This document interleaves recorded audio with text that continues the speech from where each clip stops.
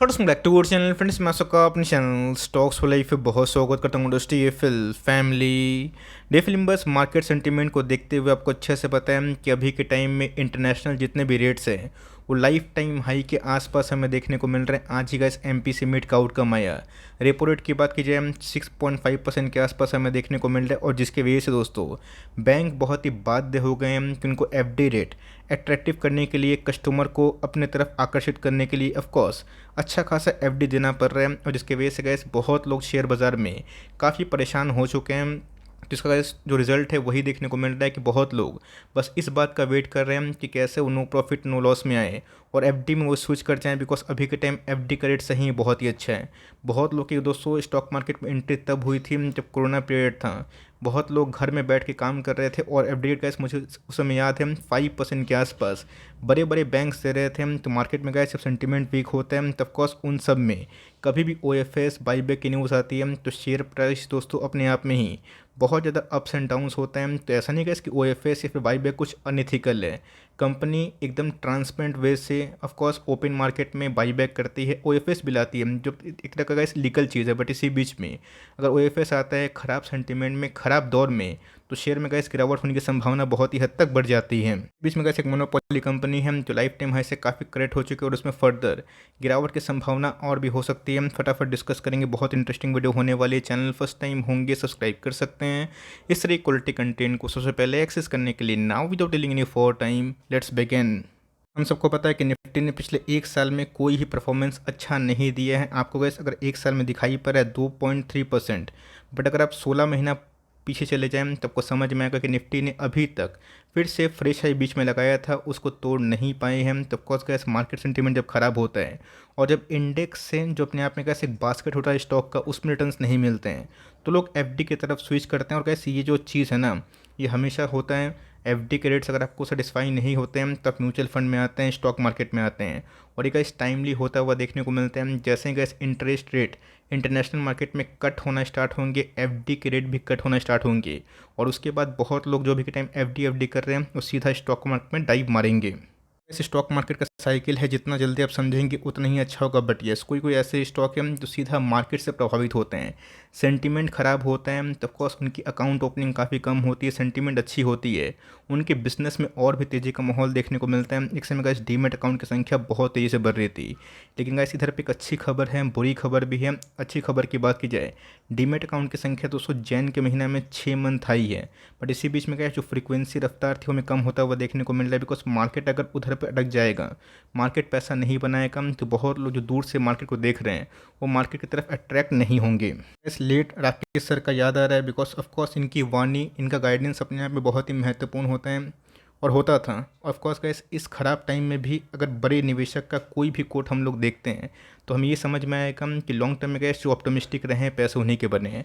Comment box में ज़रूर बताइएगा कि आपको लगता है कि आने वाले कल में शेयर मार्केट में ग्रोथ नहीं होगा, क्या आपको लगता है कि आने वाले कल में यही टॉप बन गया, निफ्टी 20,000 25,000 50,000 आने वाले 10-15 साल में नहीं जाएगा। अगर आपको ऐसा लगता है तो नो बोलिएगा। अगर आपको लगता है कि नहीं, निफ्टी नया कीर्तिमान रिकॉर्ड बनाएगा, तो बहुत सारे स्टॉक्स चलेंगे। तो एफ आई एस गैस जो मार्केट से भाग रहे हैं, ये सही में मार्केट के लिए बहुत ही शॉकिंग पीरियड है, बिकॉज एफ आई एस ने जो आंकड़े दिखाए हैं, शो किए हैं, वो बहुत ही दर्दनाक हैं। तो इसी बीच में गैस राकेश झुंझुनवाला सर ने एक बार बोला था, मुझे याद है, कि India will see mother of all bull market. अब ये कब आएगा ये किसी को पता नहीं, बट यस इस व्यक्ति से गैस मैंने एक चीज़ सीखा है कि कैसे 10 के सामान को 3 में खरीदा जाए। पीएसयू बैंक को लेकर गैस एक समय बहुत तो बुलिश नहीं थे, मैं भी नहीं था, बिकॉज उनके अंदर कॉर्पोरेट गवर्नेंस था। लेकिन दोस्तों इन्होंने पीएसयू बैंक को, मेटल्स को और बहुत से सरकारी कंपनी को उस भाव में खरीदा जो बहुत ही चीप भाव था, और उसके बाद गैस आज के टाइम जो भाव है आपके सामने है। ऑफकोर्स गैस जो लेजेंडरी पर्सन है वो ऑप्टोमिस्टिक रह के ही पैसा बनाए हैं। बट आपको अच्छे से पता है कि कभी भी स्टॉक मार्केट में डीमेट अकाउंट की संख्या कम होती है, सेंटीमेंट खराब होता है, तो उन सभी स्टॉक्स में पिटाई इसलिए होती है बिकॉज लोगों को लगता है कि फिर से नए डीमेट अकाउंट्स थोड़े कम खुलेंगे, भारतीय बाजार में वो तेज़ी का माहौल दिखाई नहीं देगा। इसमें गैस सीडीएसएल एक बहुत ही पॉपुलर स्टॉक हमें देखने को मिलती है। उनकी पेरेंट कंपनी बीएसई जो अपने आप में गैस स्टॉक मार्केट में लिस्ट है, वो 2.5% के आसपास अपने स्टेक को बेचेंगे। तब कौन से कोई चोरी नहीं कर रहे हैं, ओपन मार्केट में स्टेक सेल होते हैं, ओएफएस आता है और वेरियस रूट्स के तहत शेयर्स को खरीदा और बेचा जाता है। बट यस इसी बीच में कैसे हमें समझना है कि सही में क्या सीडीएसएल में प्रॉब्लम है या सही में बीएसई में प्रॉब्लम है। आपको पता है कि ऑफकोर्स ये लिस्ट में है, कौन सा लिस्ट में, बिकॉज स्टॉक मार्केट में इनकी नाम भी हमें देखने को मिलती है जो अपने आप में ही अंडर परफॉर्म कर रहे हैं। तो क्या सही में CDSL में इनको प्रॉब्लम दिखाई पड़ रही है, या फिर अपने बिजनेस को और इम्प्रूव करने के लिए, अपने बैलेंस शीट को और मजबूत करने के लिए कि 2.5% के आसपास जो स्टेक हैं वो बेच रहे हैं? तो ऑफकोर्स जब भी कोई कंपनी स्टेक बेचती है तो उनके पास कुछ पैसे आते हैं, ये इस कंपनी के लिए अच्छी बात होती है। बट यस, अगर CDSL में कैसे कुछ खराबी है तो हमें सेंसिबली समझना पड़ेगा कि आने वाले दिनों में ये स्टॉक प्राइस कहाँ तक टूट सकता है। इस क्वार्टर की बात की जाए, ओवरऑल CDSL ने जो नंबर्स पेश किए थे, मिले जुले नंबर्स थे, बहुत ही शानदार नहीं थे। BSE की बात की जाए, उनके नंबर्स भी मिले जुले थे, बहुत ही अच्छे नहीं थे। तो ऑफकोर्स BSE की तरफ से क्या जो रिपोर्ट फाइलिंग हमें देखने को मिल रही है, जहाँ पे वो अपनी एक सब्सिडरी कंपनी CDSL 2.5% के आसपास स्टेक बेचेगी, और इसको लेके कंपनी ने कुछ कमिट किया है कि डिफ़िकल्ट मार्केट कंडीशन में अपने आप को मजबूत करने के लिए, बैलेंस करने के लिए, बिजनेस को बैलेंस चलाने के लिए वही काम कर रही है। तो ऑफकोर्स अगर कोई भी स्टेक बड़ा पार्टी बेचता है, प्रोमोटर बेचता है, तो वहाँ पे काफ़ी हल्ला मचता है। तो क्या सही में गैस CDSL से निकलने का टाइम है? और अगर नहीं है तो कौन सा लेवल गैस हमें MOS का लेवल इंडिकेट करवाता है? पहले अगर आप देखें, CDSL ने गैस आज एक इंपॉर्टेंट लेवल 1000 के आसपास ध्वस्त कर दिया। इसके पहले गैस अभी 1050 के आसपास मैंने बताया भी था कि 1000 का लेवल मेक और ब्रेक लेवल है, वहाँ पे एवरेजिंग ना करे। और गैस मैं अभी भी सजेस्ट कर रहा हूँ कि यहाँ पे अभी के टाइम थोड़ा सा एवरेजिंग करने से बचे, क्योंकि यहाँ पे टेक्निकली कुछ पैटर्न है, कुछ लेवल्स, इसका पता होना हम सबके लिए पहले से इंपॉर्टेंट है। को अच्छे से पता है कि मार्केट नहीं चलेगा तो डीमेट अकाउंट की संख्या थोड़े से कम खुलेगी। डीमेट अकाउंट थोड़ा कम खुलेंगे तो सीधा बात है गाइस, IPO भी कम आ रहे हैं। तो आपको अच्छे से पता है कि बहुत सारी कंपनीज अपने IPO को पोस्टपोन कर रही है, क्योंकि उनको ये पता है कि अभी के टाइम अगर IPO लाती है वो मार्केट में सुपर हिट नहीं रहेंगे। तो ऑफकोर्स गाइस, इन सब बिजनेस में निवेश करने से पहले मैं एक ही बात बोलता हूँ कि आपको स्टॉक मार्केट में कॉन्फिडेंस होना ज़रूरी है। स्टॉक मार्केट में कॉन्फिडेंट अगर आप रहेंगे कि कुछ भी हो जाए आने वाले कल में, और ये 10 करोड़ है ना, ये 20 करोड़ होगा, 25 करोड़ होगा, तो ही गाइस इनके लिए सही बात होती है। बिकॉज यहाँ पे क्या है, जो मेक और ब्रेक लेवल मैंने इसके पहले इंडिकेट किया था, इस कंपनी ने इसको तोड़ दिया। तो आने वाले कल में क्या सही में जो ब्रेकआउट का लेवल था 750 से लेकर 800, इधर पे हमें देखने को मिल सकता है। क्या इधर पे एवरेजिंग करने का मौका मिलेगा, या फिर फ्रेश एंट्री करना चाहते हैं तो कौन से लेवल पे सही भाव हो सकता है? पहले गाइस, ऐसा नहीं कि सिर्फ खराब न्यूज़ हमें देखने को मिल रहा है। यहाँ पे क्या सबको अच्छे से पता है कि डीमेट अकाउंट की संख्या हाल फिलहाल में 10 करोड़ हमें देखने को मिली थी, इवन उससे ज़्यादा। लेकिन इसी बीच में गैस CDSL ने मार्केट शेयर में NA स्टील को पीछे किया। आपको अच्छे से पता है कि IPO बहुत नहीं आ रहे, और जो IPO आए थे बहुत पिट चुके हैं। जहाँ पे गैस अभी के टाइम जो न्यू IPO है वो भी देख रहे हैं कि बुलिश फेज में ही अपना FPO को लाया जाएगा, IPO को लाया जाएगा। FPO की बात की जाए, अडानी का सब्सक्राइब तो हुआ था FPO, लेकिन उसके बाद उन्होंने पैसा रिफंड कर दिया। तो सेंटीमेंट को अगर आप देखें तो आपको अच्छे से पता है कि ऑनगोइंग कंडीशन में लोग FD दूसरा जो एसेट है ज़्यादा प्रेफर कर रहे हैं। बट कैसी एक साइकिल है, कभी हम ऊपर तो आप नीचे, आप नीचे तो हम ऊपर। आने वाले कल में कैसे आपको लगता है कि इंडियन स्टॉक मार्केट का ग्रोथ रुक चुका है तो अपना कॉल ले सकते हैं। बट यस, यहाँ पे कैसे एक अच्छी खबर क्या है कि अगस्त के बाद बहुत ही अच्छी अपडेट है, जहाँ पे फिर से कैसे जो new edition of demat account है ये 6 महीना के हाई लेवल्स पे आ चुकी है। पहले की बात की जाए, आपको बताने की आवश्यकता नहीं है कि 110 करोड़ के आसपास ये टैली हमें देखने को मिल रही है, जब जहाँ पे गैस 2 ही डिपॉजिटरी है। NA स्टील भी गैस फुल फॉर्म में था कि कैसे अपनी प्रेजेंस को बढ़ाया जाए और IPO लाया जाए। बट अभी भी गैस वो अपने प्लान को पोस्टपोन कर रहे हैं, बड़े से बड़े IPO नहीं आ रहे हैं। बिकॉज उनको ऐसा लगता है कि करंट मौजूदा प्राइस में ग्लोबल मार्केट में संकेत सही नहीं है, rate hike all time high पे है। इसी बीच में ग्रोथ में थोड़ा सा लैग हो सकता है, रिसेशन को लेकर लोग प्रेडिक्ट कर रहे हैं। बट इसी बीच में गैस इंडिया रिसेशन में नहीं जाएगा, और आने वाले कल में कोई संभावना नहीं है, और इस बात को मैं बता चुका हूँ। तो अगर आप आने वाले कल में 3, 6, 7, 8 महीना मोर टू मोर 1 साल का पेन झेल सकते हैं और अपने आप को बस बचाए रख सकते हैं, तो मेरा ऐसा मानना है कि इसके आपको CDSL में लॉस बुक करने की आवश्यकता नहीं पड़ेगी। देखें, जो CDSL में माल बेच रहा है, कौन बेच रहा है? BSE, जो उनकी प्रोमोटर कंपनी हमें दिखाई पड़ती है। ऐसा नहीं कि फुल अपना माल बेचेगी। एक समय क्या है, जब कोरोना पैंडेमिक आया था, स्टॉक मार्केट क्रैश हो गया, तो लोगों को लगा था कौन आएगा मार्केट में। उसके पहले अगर आप देखें BSE कितना डाउन हो चुका है, 70%। आप समझ सकते हैं कि ये सब जो माइंडसेट होता है ना, कि 70% स्टॉक को गिरने के बाद कितना लोग के अंदर वो पावर होता है कि स्टॉक को ना बेचें और उल्टा होल्ड करें और सही भाव पे एवरेजिंग करें। 70% डाउन देखा उन्होंने, गैस 800% का जो रैली है वो विटनेस किया बस 2 सालों में। तो ये गैस एक समय का पहिया हमें देखने को मिलता है। मैंने क्या बताया कि स्टॉक मार्केट चलेगा, नए अकाउंट खुलेंगे, नए लोग एंट्री होगी, CDSL, NSDL, BSE, NSE और कमाएगा। तो अगर आपको लगता है कि आने वाले कल में छोटी मोटी स्टेक सेल से कंपनी खत्म हो जाएगी, तो ऐसा होने वाला नहीं। लेकिन यस, कंपनी के वैल्यूएशंस कैसे हैं, कौन कौन से लेवल्स पे हमें आने वाले कल में दिखाई दे सकता है, ये देखना क्वाइट इंटरेस्टिंग हो जाता है। यहाँ पे गाइस CDSL के बारे में मैं डिस्कस करूंगा। ऑल्दो BSE को मैं थोड़ा कम प्रेफर करता हूँ बिकॉज उनके बैलेंस शीट मुझे CDSL से थोड़े कमजोर लगते हैं, बट यस वो भी ख़राब कंपनी नहीं है।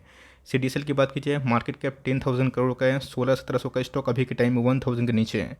प्राइस टू अर्निंग की बात की जाए 35 के आसपास है। बहुत लोगों को ये हाई लगेगा, बहुत लोगों को ये अट्रैक्टिव लगेगा, लेकिन इसी बीच में कंपनी के ROC की बात की जाए जो कि 41% के आसपास है, और ROE की बात की जाए 31% के आसपास है।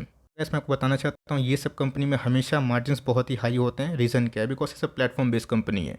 IRCTC, CDSL, BSE, IEX, इन सब में जितना ट्रेडिंग होगा कंपनी के फिनेंशियल्स मार्जिन्स हमेशा मजबूत होते हैं, 60-60% के आसपास होते हैं। मैंने क्या बताया, जब स्टॉक मार्केट में सुनामी आती है तो स्टॉक 70 के 80% बिगड़ता है, लेकिन यस अगर आपके पास अधिकांश पैसा है, कुछ और SIP कर सकते हैं, करेज है कि नहीं, स्टॉक मार्केट जब तक रहेगा ऐसी कंपनी डूबेगी नहीं, मैं लॉस में नहीं बेचूंगा, भले मैं एवरेजिंग ना करूँ, खरीदूँ ना।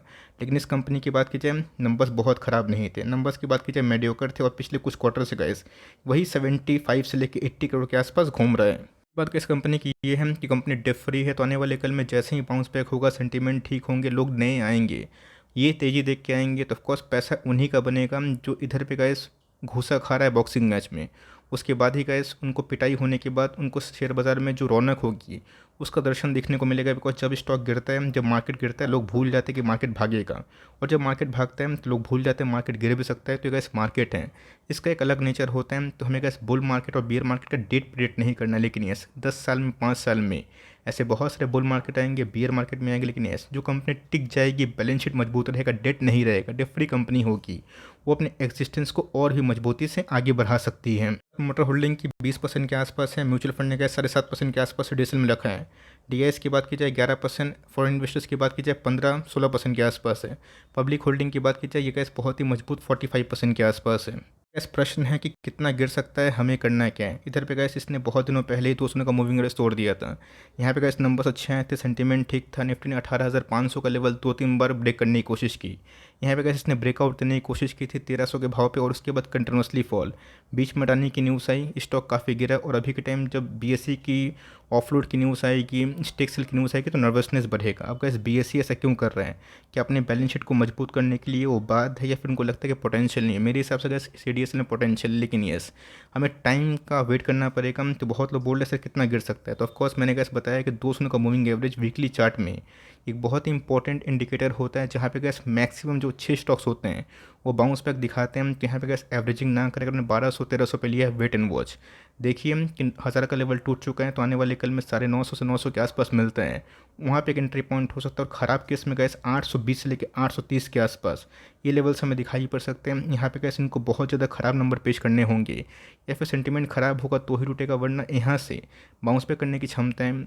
तो डाउन साइड कैसे, अगर मान के चलिए 20-22% यहाँ से अगर है, आने वाले 3-5 साल में अपसाइड 100% से ऊपर हमें दिखाई पड़ता है। तो आपके पास अगर लिमिट क्वांटिटीज़ हैं, इसको ओवर एवरेज ना करें, आपके पास कोई भी क्वांटिटीज़ को होल्ड करे, और निचले भाव पे कैसे खरीदने का मौका मिलता है। बिलो 4% के आसपास, 3% के आसपास वेटेज है, तो वहाँ पे अगर आप चाहें तो एवरेजिंग कर सकते हैं, लेकिन अभी के टाइम थोड़ा वेट एंड वॉच करें। फ्रेश एंट्री की बात की जाए, हम देखते हैं कि 1000 का लेवल ये वॉल्यूम का सिंह ब्रेक करेगा या फिर नहीं करेगा। बिकॉज पिछले कुछ समय से अगर आप देखें, वॉल्यूम सही नहीं, ना मार्केट में, ना निफ्टी में, ना कहीं पे भी। और FNO को जितने भी ट्रेडर्स है गैस अच्छा खासा नुकसान करे, और दोनों साइड स्टॉप लॉस हिट हो रहा है। तो मैं एक ही बात बोलूँगा कि पैनिक में ना बेचिए, हम 3-5 साल का टाइम देंगे तो BSE की तरह 70% गिरा तो था, लेकिन उसके बाद गैस 800% के आसपास रिकवरी हमें देखने को मिली। तो मार्केट में रहना ही, मार्केट में जितने से कम नहीं होता। तो आपका क्या पॉइंट ऑफ व्यू है कि सही में शेयर बाज़ार में वो ग्रोथ नहीं रहेगा, या फिर आने वाले कल में स्ट्रॉन्ग बाउंस बैक हमें दिखाई पड़ सकता है आने वाले 1-3 साल 5 साल में? कमेंट बॉक्स में अपना जो ओपिनियन है उसको राइट डाउन ज़रूर करिएगा। वीडियो अच्छी लगी तो प्लीज़ लाइक करिएगा, चैनल फर्स्ट टाइम होंगे सब्सक्राइब करके बेल आइकन को प्रेस करना भी ना भूलिएगा। तो गाइस मिलते हैं जल्दी ही, तब तक के लिए bye. Thanks for listening friends, God bless you all.